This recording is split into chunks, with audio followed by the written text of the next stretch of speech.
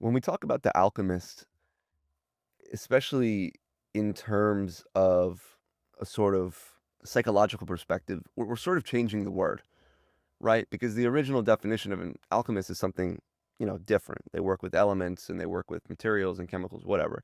But we're looking at the definition of an alchemist from the perspective of psychological transformation and how do we equate happiness, peace, and overall inner well-being with the system of reality.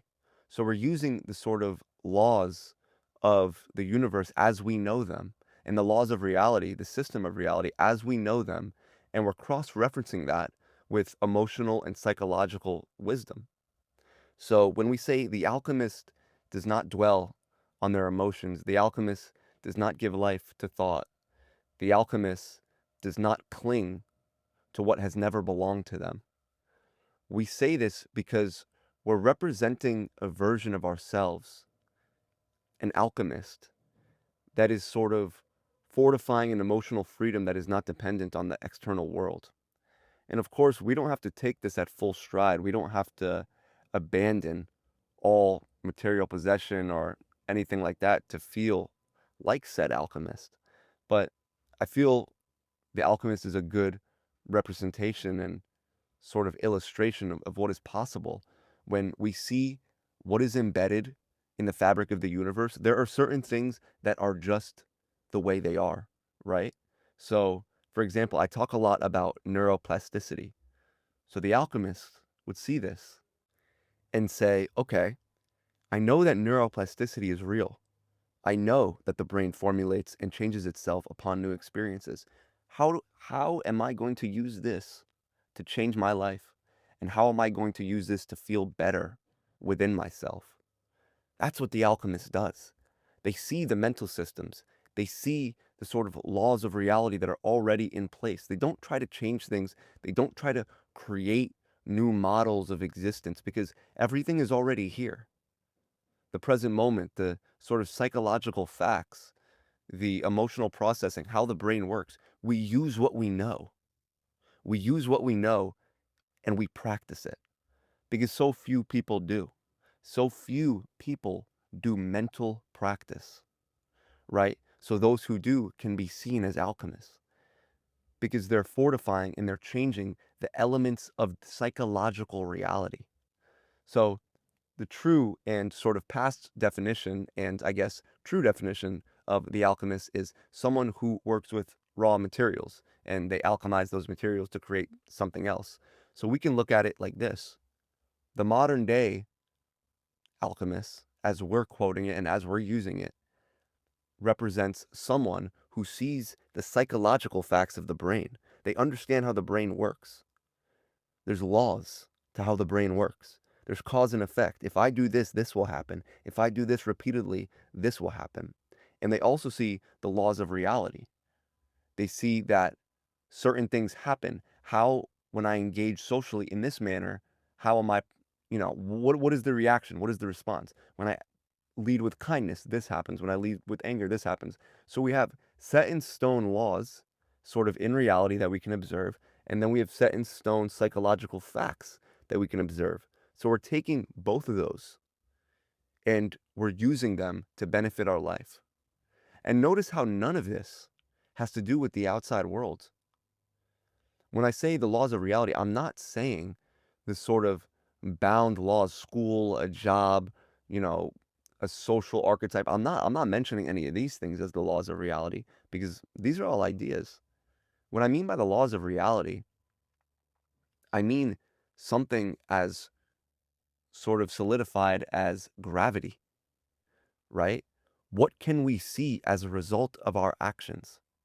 What happened as a result of us doing a certain set of behaviors? That's what we learn from. And in turn, we also learn how does our mind react when we start to repeat affirmative actions? When we start to act like the person we want to become instead of waiting to be that person. That's what the alchemist does because that's the only option, right? That's the quickest route and that's the most efficient way to get there to where we want to be. And I think a big part of this sort of psychological definition of the alchemist and sort of mind influencing reality definition of the alchemist is we have to stay open. And especially we have to stay open to the outside world. Because what we're doing is we're developing a relationship with reality and we're taking the inner reality into our own hands. So inside of ourselves, everything is in control. Well, not everything, but most things. Our reaction, the way we feedback, the way we input things into our brain, and the way we react to our body, these things are in our control because we are the higher awareness of our body. We are this sort of reflectionary, balanced awareness existing in our entire body. To ourselves, we are the higher awareness. To the cells of our body, we are the sort of higher awareness that is looked upon to influence the universe that is within us. Because we understand placebo effect, right?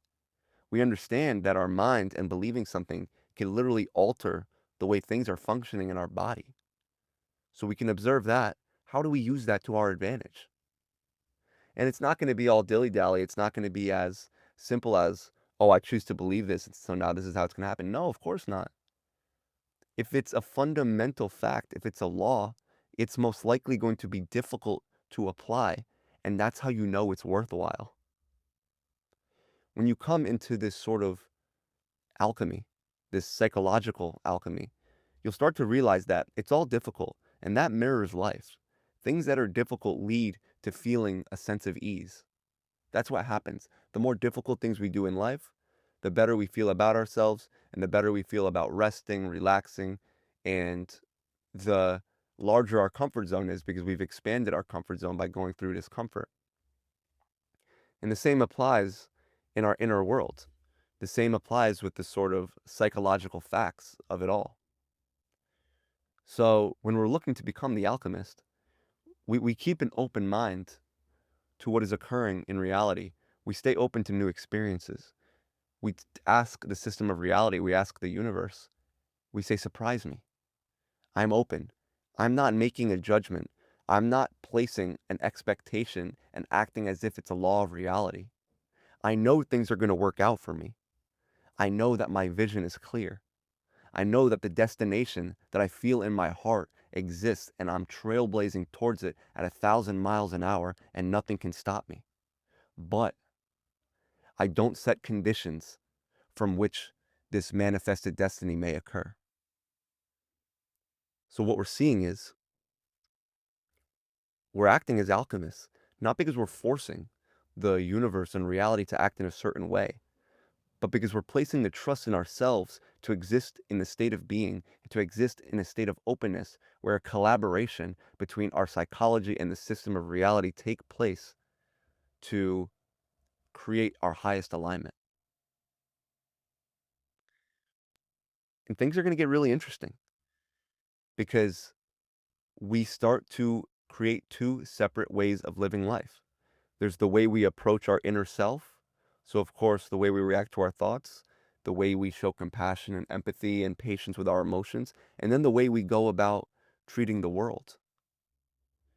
Because you'll see that the two sort of mirror each other, but there's one common thing that isn't the same between the two of them, and that is control. We can control what happens inside of us. We can control how we react to emotions. We can control how we react to thoughts.